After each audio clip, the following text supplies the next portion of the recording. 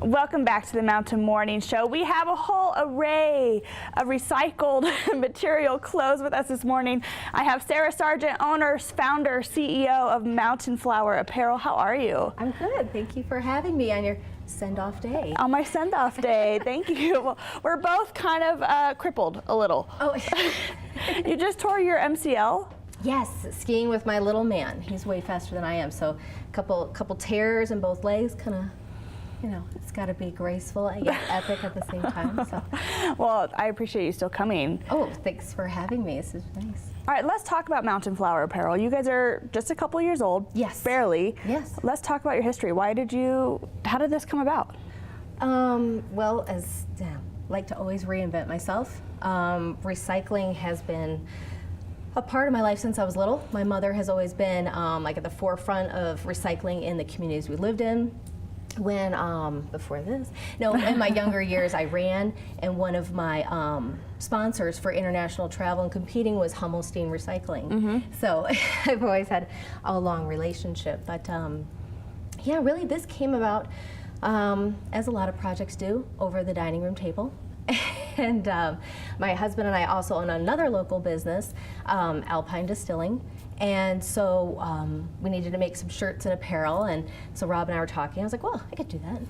Totally. I could make a t-shirt. I can do that. I can do that. Come to find out, it's a lot of hard work and very, intense process. But I went to California to formally be trained in how to screen print from start to finish, and wanted to offer a way that was sustainable and green.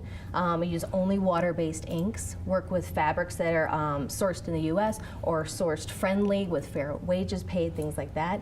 And so it's really been kind of a labor of love. And the shirts did well, and people were picking up going, oh, these are soft, what the inks, they're not crunchy, they're not this. And so it gave me an opportunity to share some information, and started working with the public school districts and the Kimball Arts Center, Recycle Utah, the swim teams, like different Park City teams and things like that. And so it kind of went from there. So small, just to help our own business, has now had the opportunity to work with almost 30 businesses here in town. Oh, that's awesome. And then it gives us a platform as a portion of all of our proceeds go back to local nonprofits. So we have a private studio that kind of keeps us busy, just working away by hand. And then we show up to silly markets, we show up to little private pop-up parties, and then we do some custom designs. Like we'll do something with snowflakes or something Park City based, and then we donate the proceeds. We did a series of hats that went to the NAC. I saw that on your website. Yeah, we did knit hats, we did embroidered hats, we did things like that. And then with the screen printing, we've done these great tote bags. If you see them around town, oh, nice. Their proceeds go to Recycle Utah.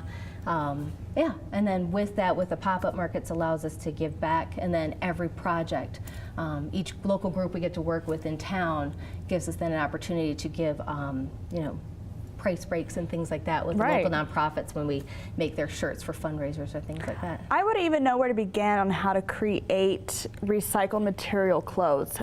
So you went to California to get the training. How did you know where to start? You always got to keep learning. So I just wanted to partner with a group that had an environmental mindset. There are a lot of t-shirts and a lot of things being made, and only a very small fraction of them are with water-based inks or with kind of the environment and that care and concern in mind. So besides the inks, are we talking, the material of the shirt as well, recycled? So a lot of them are. Actually had the great opportunity to work with Ryan of Ryanette, and last year became an early adapter. We have shirts that we'll be offering as the bulk of our apparel base, and they are made from 6 recycled plastic bottles. Oh, this is soft. Like, I would want to sleep in this. It has recycled cotton and local cotton, all sourced from the U.S.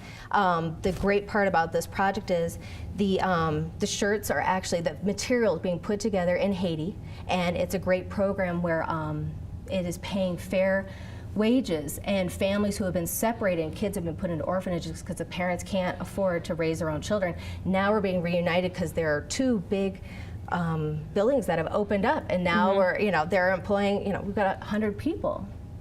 That's and awesome. so the shirts are the fabric are made and cut in Haiti, like I said, with 6 plastic recycled bottles, but it's, you know, got a little stretch. Yeah, it's super this soft. is really nice.